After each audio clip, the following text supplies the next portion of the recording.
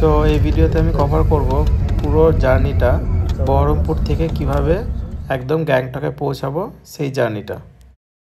তো এখন চলে এসেছি সিকিম বাস স্ট্যান্ডে, এসএনটি বাস স্ট্যান্ড, আর আমাদের বাস 8টার সময় ছাড়বে। সো এখন Mahananda wild life century cross করছি। এটা হচ্ছে গ্যাংটকের সবজি market, east Sikkim. Welcome to Sikkim. So রাত এখন 8টা বাজছে। তো আমি যাচ্ছি খুব একটা স্পেশাল জায়গায়, আর এখন আছি বহরমপুরে।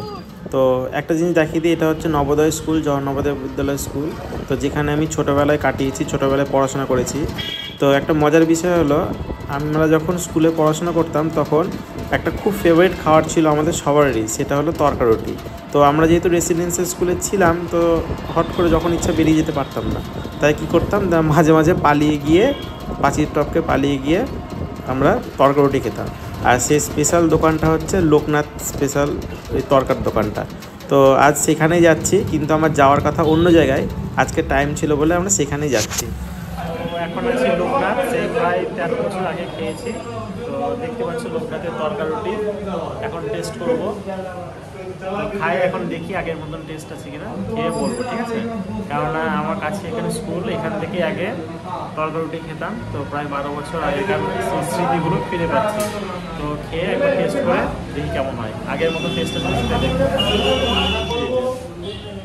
এখন একটু দাম বেড়েছে, ফুল মানে হাফ ডিম তরকা 40 টাকা, আর রুটি মনে 5 টাকা। আর আমি যখন খেতাম তখন 30 টাকা ছিল 4টে রুটি আর তরকা। তো জাস্ট খেয়ে টেস্ট করে দেখি কেমন আছে। তো এই হচ্ছে তরকা।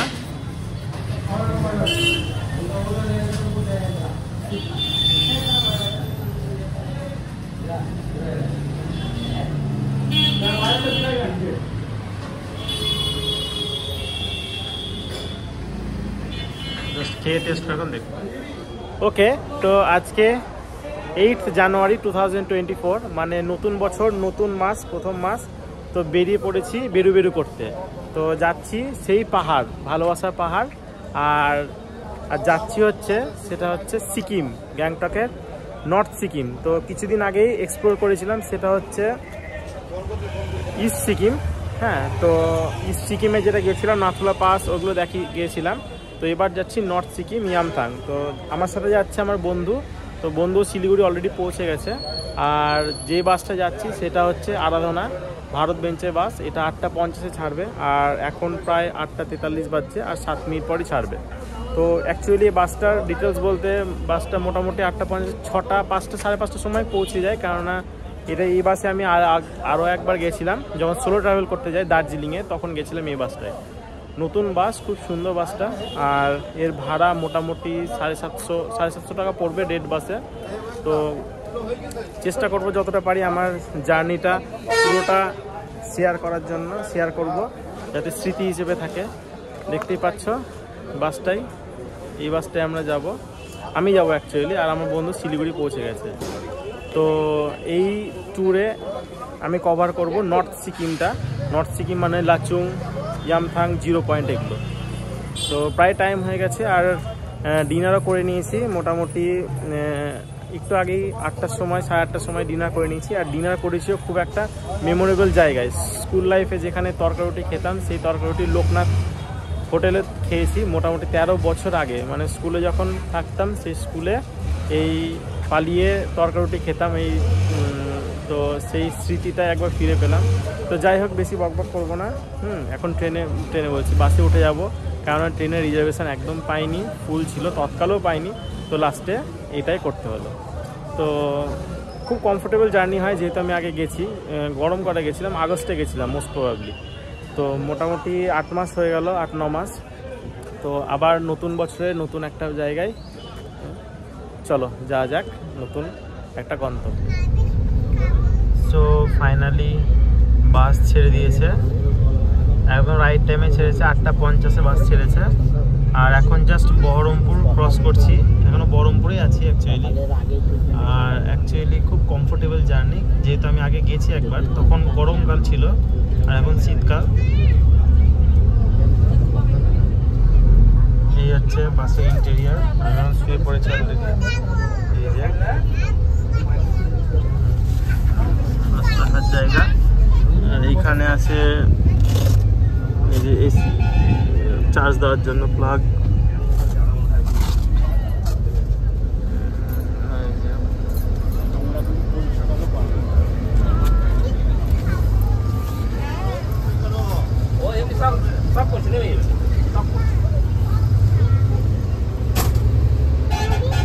বাস লাগিয়ে দিল। সো রাইট টাইমে বাস ছেড়ে দিয়েছে। এখন বহরমপুর ক্রস করছি। আর এখন বাজছে 8:58।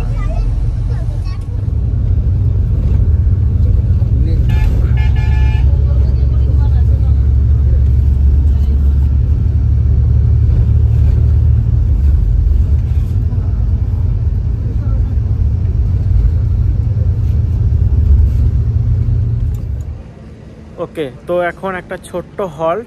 মোটামুটি আমরা 150 কিলোমিটার মতন পেরিয়ে চলে এসেছি বহরমপুর থেকে মালদা ডিস্ট্রিক্টের দিকে, গাজলের দিকে চলে এসেছি। আর মাত্র 250 কিলোমিটার। আর জায়গাটা হচ্ছে গাজলের কাছাকাছি। আর এখানে খাওয়া দাওয়ার জন্য হল্ট দিয়েছে। এখন বাজছে 12:24। মোটামুটি 2.5 ঘন্টা আমরা চলে এসেছি। এই যে আমাদের বাস।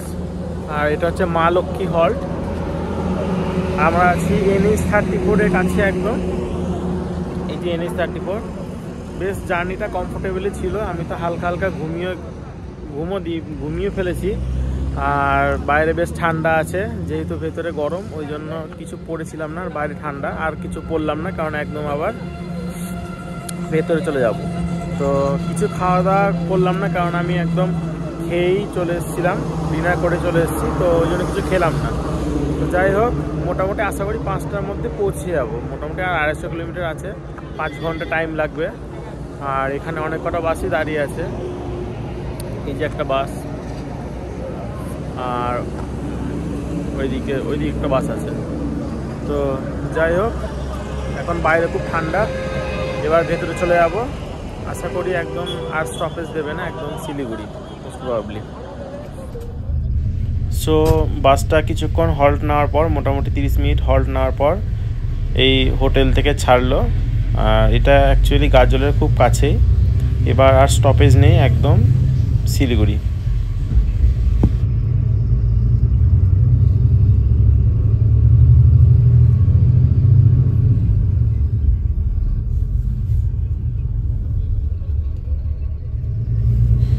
এখন প্রায় রাত 12টা সাড়ে 12টা বাজছে। যদিও বাসে সেরকম ঘুম হয় না, তো চেষ্টা করবো একটু ঘুমানোর জন্য, দিয়ে সকালে উঠবো।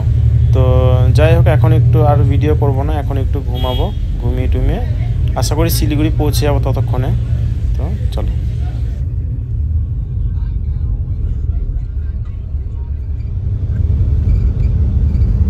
So finally Siliguri Tenzing Norgay bus stand ঢুকছি।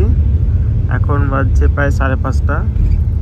মোটামুটি বাসটা আসতে 8 ঘন্টা মতন টাইম লাগালো, কারণ 30-40 মিনিট ওই গাজলের এখানে ব্রেক ছিল। তো বেশিক্ষণ নেই, আর 5-7 মিনিটের মধ্যেই পৌঁছে যাব শিলিগুড়ি বাস স্ট্যান্ড। তো বাইরে বেশ মনে হচ্ছে ভালোই ঠান্ডা আছে, এত কুয়াশা। আর বরাবরই শিলিগুড়ি ঢুকলে একটা আলাদা ফিলিংস মনে হয় যে পাহাড় যাব, সেরকম একটা আলাদা ফিলিংস আর আলাদা ভাইবস আছে। তো সেরকমই প্রতিবারের ন্যায় এবারও তাই মনে হচ্ছে। আর আমার বন্ধু অলরেডি ও হোটেলে আছে শিলিগুড়িতে। তো জাস্ট ওইখানে শিলিগুড়িতে নেমেই ওর সাথে মিট করব, দিয়ে হোটেলে একটু ফ্রেশ হয়ে আমরা গ্যাংটকের উদ্দেশ্যে বেরিয়ে যাব। সো আজ 9th জানুয়ারি 2024 পৌঁছে গেছি শিলিগুড়ি জাংশনে। আর বাসটার রাইট টাইম 6টায়, কিন্তু 5:30টায় পৌঁছে গেছি, কারণ আগের বারও তাই ছিল, আগের টাইমের আগেই পৌঁছে গেছিলাম। তো এবার এটা হচ্ছে তেনজিং নর্গে বাস স্ট্যান্ড। আর বাসে সেরকম ঘুম হয় না, তাও মোটামুটি 3 ঘন্টা মতন ঘুম হয়েছিল বাসে। আর মোটামুটি কমফোর্টেবল জার্নি ছিল, তাও একটু ঠান্ডা লাগছিল। আর এখানে বেশ ভালোই ঠান্ডা। মোটামুটি বহরমপুরে ছেড়েছিল 8:50-এ, আর শিলিগুড়িতে ঢুকলাম 5:30টায়। মাঝে গাজলে ওইখানে তো হল্ট দিয়েছিল, সেটা হচ্ছে 30 মিনিটের হল্ট। তো মোটামুটি সময় লাগলো 8 ঘন্টা মতন সময় লাগলো। 400 কিলোমিটার রাস্তা। তো এবার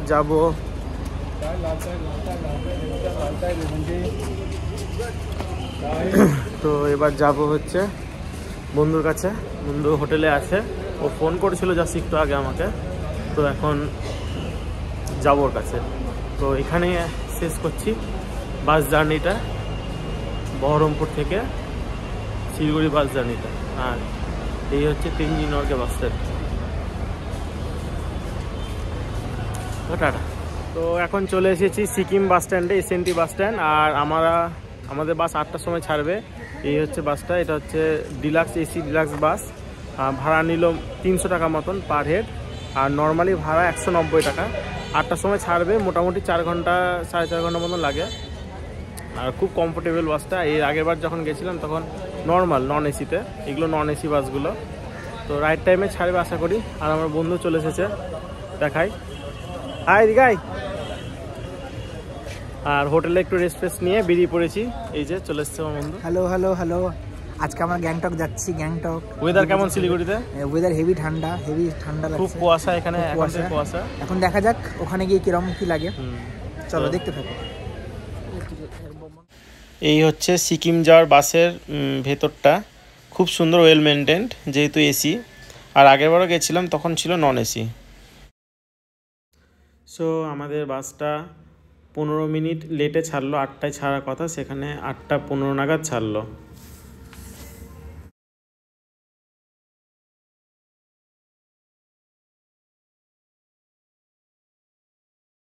তো এই সিকিম আর গ্যাংটক যাওয়ার পথে, সিকিম গ্যাংটক বলো বা দার্জিলিং যাওয়ার পথে, এই ওয়াইল্ড লাইফ স্যাঞ্চুরিটা পড়ে, মহানন্দা ওয়াইল্ড লাইফ স্যাঞ্চুরি।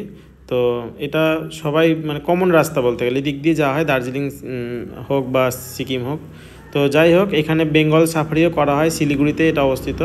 তো খুব সুন্দর, চারিদিকে রাস্তার দুধারেই জঙ্গল, এরকম সুন্দর জঙ্গল। আর যেতেও খুবই ভালো লাগে, আর ওয়েদারটা খুব সুন্দর ছিল সেই সময়। সো তিস্তা নদীকে সঙ্গী করে আমাদের বাস এগিয়ে চলেছিল সিকিমের গ্যাংটকের উদ্দেশ্যে। তো কিন্তু খুবই একটা খারাপ বিষয় হলো যে সিকিম যাওয়ার পথে বা গ্যাংটক যাওয়ার পথে চোখে পড়লো সেই ভয়ঙ্কর যে বন্যা হয়েছিল 4 অক্টোবর 2023-এ।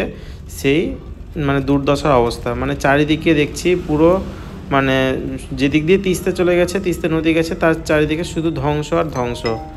আর অ্যাকচুয়ালি এটা বলতে গেলে যদি এই বন্যাটার ব্যাপারে বলা হয়, তাহলে 4 অক্টোবর 2023-তে এই বন্যাটা এসেছিল সিকিমে। অ্যাকচুয়ালি যে লোনাক একটা হ্রদ লেক, সেই লেকে গ্লেসিয়ারটা ভেঙে মানে ক্লাউড বাস্ট হয়েছিল, সেখান থেকে এরকম অবস্থা, মানে এরকম বন্যার পরিস্থিতি হয়েছিল। আর এটা যে তিস্তা নদীর যে চুংথাম ড্যাম, মানে সিকিমে যে একটা চুংথাং ড্যামটা আছে, সেই ড্যামটার পুরো ক্ষতিগ্রস্ত হয়েছিল। যে ড্যামটা যে ওপেন করে দেবে, সে ওপেন করার সময় পর্যন্ত পায়নি, এতটা ওয়াটার লেভেল হাই হয়ে গেছিলো। মোটামুটি বলা যায় নাকি 20 ফুট তিস্তা নদীর লেভেলটা অ্যাবাভ হয়ে গেছিলো। তার জন্য চারিদিকে খুবই খারাপ অবস্থা। তো যখন আমরা নর্থ সিকিমে গেছিলাম তখন সেই চুংথাং ড্যামটাও দেখেছিলাম, সেটা পরে ভিডিওতে দেখাবো আমি। তো সত্যি খুবই খারাপ লাগছিল, শুধু মানে এত ধ্বংস চারিদিকে পুরো। এখন যদিও কাজ চলছে, সব রাস্তা মাঝে মাঝে জ্যাম হচ্ছে, কেননা কাজগুলো চলছে। রাস্তা যে বাঁধানো, তিস্তা নদীর চারিদিকে যে বাঁধানোর অংশটা, সেটা আস্তে আস্তে বাঁধাচ্ছে। তো খুবই খারাপ লাগলো। হ্যাঁ, আগেরবার যখন এসেছিলাম তখন এরকম দৃশ্য চোখে পড়েনি, তো খারাপ লাগছিল, কিন্তু কিছু করার নেই, প্রাকৃতিক দুর্যোগ হতেই পারে। তো এটাই বলবো যে আমরা প্রকৃতির কাছে হার মানতে হয় সবসময়, যতই আমরা অ্যাডভান্স হই না কেন।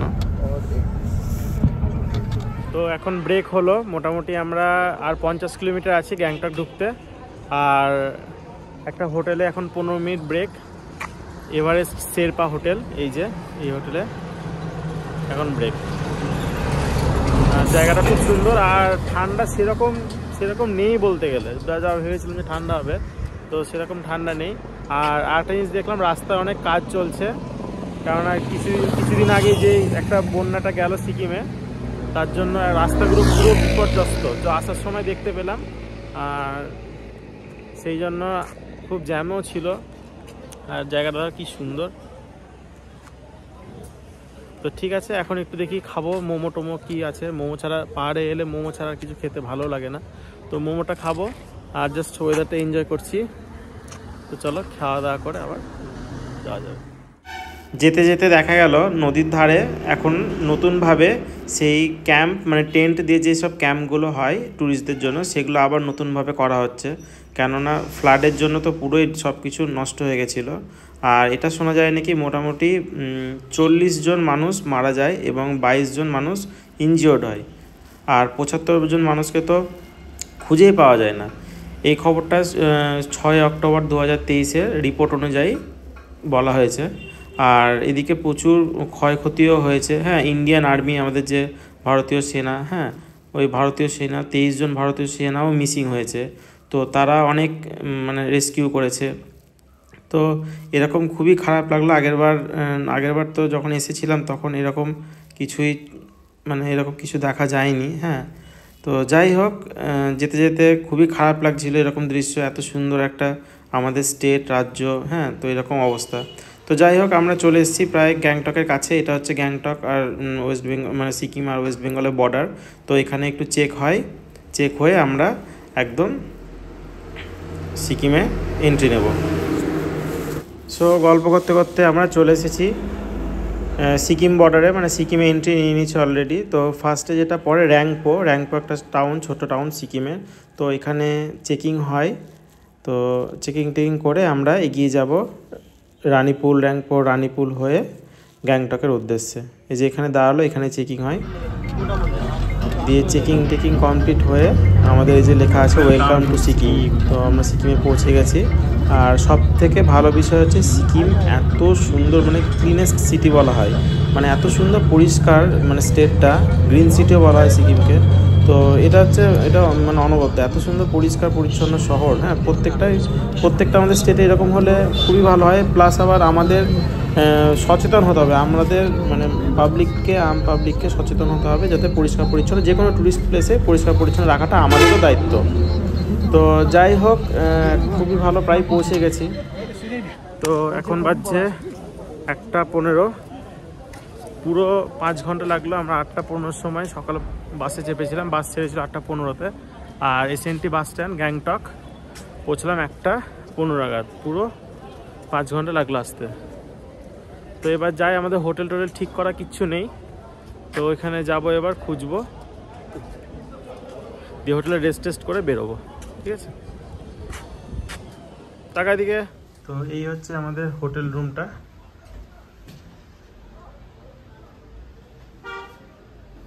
একদম এসএনটি বাস স্ট্যান্ড যেটা গ্যাংটক আছে সেখান থেকে একদম কাছে। এই যে ভিউ হোটেল, এখান থেকে পাহাড় দেখা যাচ্ছে। এই যে, আর মাত্র রেন্ট নিল 1200 বলছিল, কিন্তু বার্গেনিং করে 800-তে নেওয়া হলো। তো খুব সুন্দর হোটেলটা, নিট অ্যান্ড ক্লিন। আর বাথরুমটা কোথায়? আর বাথরুমে, এটা হচ্ছে বাথরুম, এদিকে বাথরুমটা বেশ পরিষ্কার। এই যে, আর সব থেকে ভালো ব্যাপার হচ্ছে যে হোটেলটা ভিউ হোটেল, মানে দূর থেকে পাহাড় দেখা যাচ্ছে, মানে উইন্ডো থেকেই। এই যে এখান থেকে পাহাড় দেখা যাচ্ছে, খুব সুন্দর। আর যাই হোক, এখন রেস্ট নেব একটু, দিয়ে খাওয়া দাওয়া করে বেরোবো। সো আমরা হোটেলে কিছুক্ষণ রেস্ট নিয়ে বেরিয়ে পড়লাম গ্যাংটকের কিছু লোকাল মার্কেট, মানে সবজি মার্কেট হোক বা চারিদিকটা একটু মার্কেটটা এক্সপ্লোর করতে। আর আমরা যে হোটেলে ছিলাম সেই হোটেলটার নাম ছিল জেফার হোটেল, একদম এসএনটি বাস স্ট্যান্ডের খুবই কাছে। আর মাত্র রেন্ট নিয়েছিল 800 টাকা মতো।